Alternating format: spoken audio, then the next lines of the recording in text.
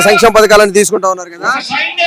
ప్రజలు ప్రతి ఒక్కరు ప్రతి ఇంట్లో సంక్షేమ పథకం అనేది ఈ ఇంట్లో జరగలేదు, ఈ ఇంట్లో జరిగింది అనేది లేదు. ప్రతిపక్షమైనా పరోక్షంగా అయినా కూడా మేము జగన్ మాకు ఇష్టం లేదని వ్యక్తులు కూడా ఈ రోజు పథకాలు అందినాయంటే అది ఓన్లీ ఒక వైఎస్ఆర్సీపీ కాంగ్రెస్ ప్రభుత్వం మాత్రమే అందినాయని సదానంగా చెప్తున్నా. అన్నా చెప్పండి అన్న, ముఖ్యంగా చంద్రబాబు నాయుడు ఎందుకంటే ఎక్కువ పథకాలు ఇస్తాం అంటున్నాడు, మరి ఎట్లా ఉంటుందంటావు? చంద్రబాబు నాయుడును ప్రజలు నమ్మేంత స్థితిలో లేరు అని ఆంధ్ర ప్రజలు కోరుకుంటున్నా. ముఖ్య విషయంగా చెప్తే 2024లో చంద్రబాబు నాయుడు చెప్పిన పథకం ఏదో కూడా చేయలేదు. మా ముఖ్యమంత్రి ఏదైతే చెప్పినాడో ఆ పథకాలు 99% చేర్చి ప్రజలకు మళ్ళా ఈరోజు ఓట్ల కోసం కోరుతున్నాం. అదే చంద్రబాబు నాయుడు 14 ఏళ్ళు ముఖ్యమంత్రిగా కోరుతున్నాడు. 14 ఏళ్ళు ముఖ్యమంత్రిగానే చంద్రబాబు నాయుడు నేను ఇది చేసినానని అడగలేని పరిస్థితిలో చంద్రబాబు నాయుడు ఉన్నాడు. అన్న ముఖ్యంగా చెప్పండి, షర్మిల గారు కాంగ్రెస్ పార్టీ తరఫున వస్తారు, జగన్ అన్ని విమర్శిస్తా ఉన్నారు, మరి ఎలా చూస్తారు షర్మిలమ్మని?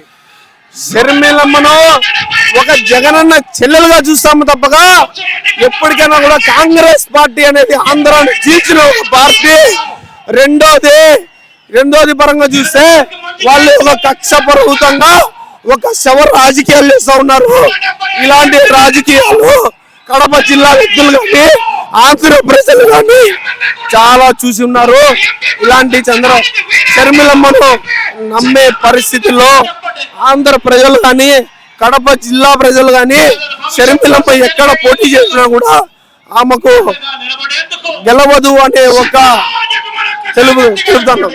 అన్న ముఖ్యంగా అవినాష్ రెడ్డి గారి పనితీరు ఎలా ఉంది మీ కడప జిల్లా ప్రాంతంలో? అవినాష్ రెడ్డి గారు ఎప్పుడు ఏ వ్యక్తి కార్యకర్త పోయినా కూడా ఒక అపాయింట్మెంట్ దొరికే వ్యక్తి ఎవరైనా ఉన్నారంటే అది వైఎస్ అవినాష్ రెడ్డి గారు.